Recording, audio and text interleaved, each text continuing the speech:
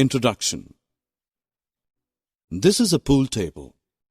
When the ball is hit, it moves to a certain distance and slowly comes to halt.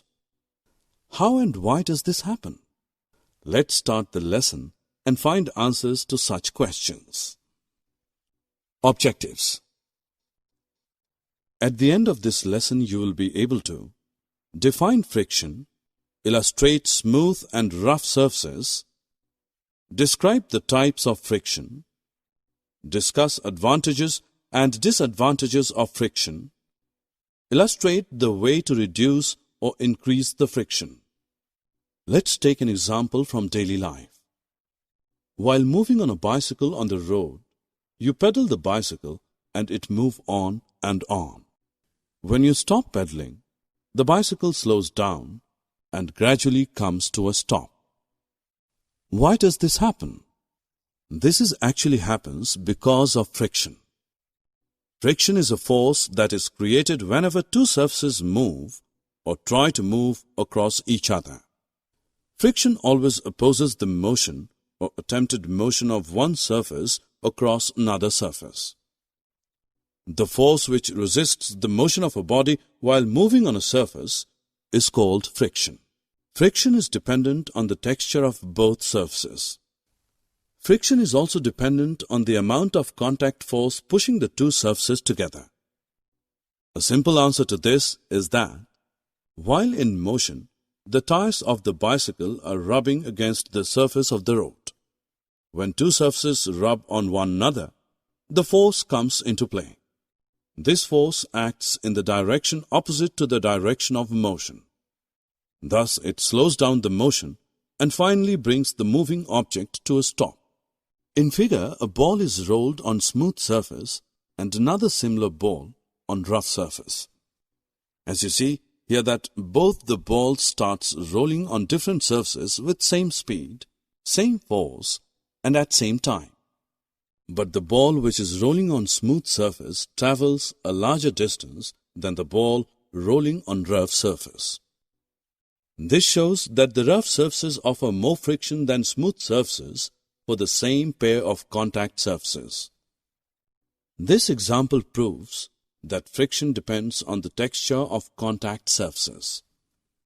It is interesting to learn that friction depends on the amount of contact force pushing the two surfaces together. How? Let us find out. Here a man is trying to push a heavy box. The box is not moving. Have you any idea why this happens? Well, when the box is pushed, the bottom of the box and the floor rub one another and friction comes into play, which resists the motion. The force from friction is more than the push force being exerted by the man. The box will move only when a greater force than the force from friction is applied on the box. Once the box starts sliding, you may find it easier to move the box already in motion. This example proves that friction depends on the amount of contact force pushing the two surfaces together. Now we can easily define force of friction. The force of friction is a force which opposes the motion of a body in contact with the surface of another body. It acts on both the surfaces. Some surfaces are smooth and some are rough. Some are less rough and some are more rough. Even a smooth surface has some irregularities, roughness on it. For example, when we try to move one sandpaper over the other, the movement is not smooth. That means there is friction due to the interlocking of rough surfaces. But when we try to move one plain paper over the other, movement is smooth as compared to sandpaper. Thus, the roughness of sandpaper is more than that of the plain paper. So we can say that friction is produced due to the roughness of surfaces. Depending on the roughness of surfaces, the value of frictional force can be more or less. Summary.